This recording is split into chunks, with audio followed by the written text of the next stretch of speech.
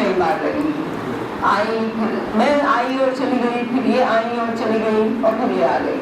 तो अंजना, आपके बहुत ही स्नेहपूर्ण स्वागत के लिए और आपके फीडबैक के लिए बहुत धन्यवाद। और जिन लोगों ने अवकाश के आवेदन वापस ले लिए उन लोगों को बहुत प्यार, और बाकी लोगों को भी बहुत प्यार, जो अवकाश नहीं लेने वाले थे उनको भी।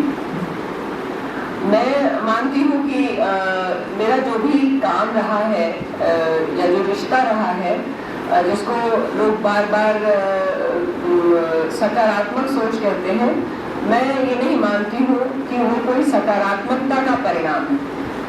दरअसल पुलिस में अभी जो व्यवस्था है वो मुझे बहुत आदर्श व्यवस्था नहीं है, पर फिर भी जो व्यवस्था है जिसमें कुछ लोग अभिभावक के रोल में है ना, एक हायरार्किकल व्यवस्था है।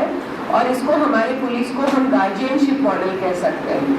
यहाँ जो हमारी पुलिसिंग है भारत में, हम जनता के भी गार्जियन हैं और विभाग के अंदर भी हम अपने ही कर्मचारियों के जो वरिष्ठ हैं वो गार्जियन के रूप में है। तो गार्जियन का काम है अनुशासन के साथ कल्याण का ध्यान रखना। अनुशासन नहीं तोड़ना है, लेकिन कल्याण का ध्यान आवश्यक रूप से रखना है, क्योंकि कोई काम कोई अकेला नहीं करता। अभी आज ही सुबह मेरे पास वहाँ से विशेष शाखा से एक व्यक्ति आया, उन्होंने कहा कि सर वो आपने नक्सलियों की फैक्ट्री पकड़ी थी, तो उसके बारे में थोड़ा एक दो जानकारी लेनी थी। मैंने कहा मैंने पकड़ी थी, भोपाल पुलिस ने पकड़ी थी, मैं DIG भोपाल थी तो मैं नेतृत्व कर रही थी। नहीं सर, वो तो पूरी योजना आपकी थी। मैंने कहा ठीक है, योजना तो बनाते हैं हम, लेकिन क्रियान्वयन योजना बनाने वाला सिर्फ थोड़ी ऑपरेशन करता है।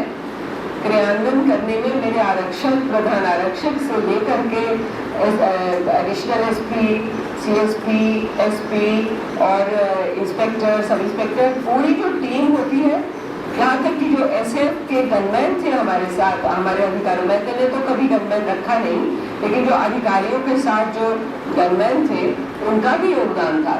क्योंकि सच बात तो ये है कि नक्सली एक का रिवॉल्वर लेके भाग गया और हम लोग को लगा कि अब इसके साथ क्या करेंगे। कहीं मतलब बीच शहर में था, गोविंदपुरा, अगर भोपाल का आपको अंदाजा हो, BHEL की फैक्ट्री वहाँ पर है, तो क्या करेंगे। तो एक गनमैन था हमारे एडिशनल SP पाठक जी का, उसने नक्सली को काट लिया।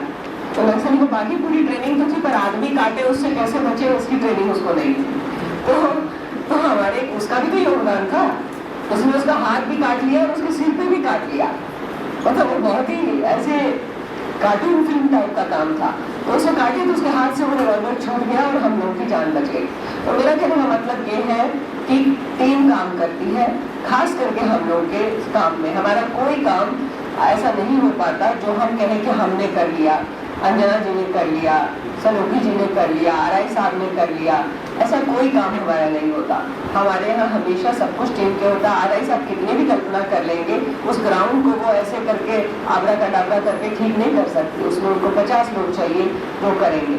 तो इस टीम की अगर हम रक्षा नहीं करें, इस टीम की अगर हम चिंता नहीं करें, तो वो टीम कभी भी काम नहीं कर सकती।